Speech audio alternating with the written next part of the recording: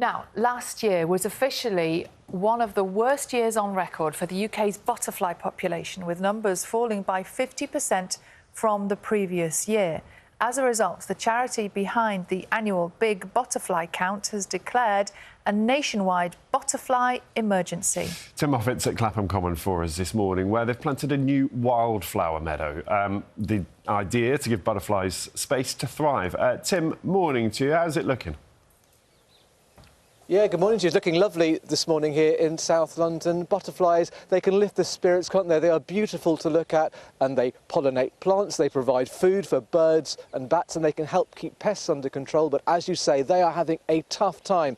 For the first time, more than half of UK butterfly species are in long-term decline. So two big questions. Why is this happening, and what, if anything, can we do about it? Simon is from the charity Butterfly Conservation, the South West London branch. Simon, tell us, why are we seeing these declines and how bad are they? The declines are really bad. As you say, half of butterflies are in long-term decline now. And the cause is what we are doing as humans. We're destroying the habitat, we're using pesticides at an industrial scale, and we're changing the climate. And all those things are having big impacts on butterflies and our wildlife. Tell us about some of the breeds which you're seeing far less of than we used to. Well, one of the ones that people will know is the small tortoiseshell. This used to be common across all of England and Wales and Scotland, and now we see almost none of them. It's been declining for many years now. I used to see it in the garden myself. Now, last year I saw only one in the whole year. What can people do who are watching this and want to help butterflies? What's your message to them? Or what have you done here? Well, the easy thing people do is to create good habitat for butterflies. And if you've got any green space you manage, say your own garden, then become a grower, not a mower. So don't cut the lawn if you can. So between April and September, if you can not cut the lawn, that'll be really, really great. If you do have to cut it, maybe in July or August, maybe cut part of it, but not all of it. And what we've done here on Clapham Common is created good quality butterfly habitat.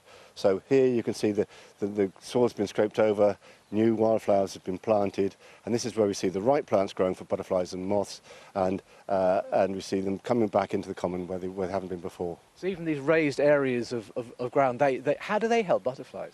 Well, that's where very fertile areas. That provides shelter, different areas where the sun can catch and create warm spots. But the plants the butterflies want to feed on as caterpillars will be here in the middle part. That'll be some more nectar plants there for the adult butterflies. Okay. So telling people not to mow their lawns, bit of a tough one. Do you think people are going to be listening and hope they'll do that? Well, I hope so, because if you don't mow your lawn, then the flowers will grow up and you'll see more butterflies and other insects in the grass, and that's really lovely to do. So don't just not mow the lawn, but take pleasure in what you see as a result of the grass growing longer. That's really much fun.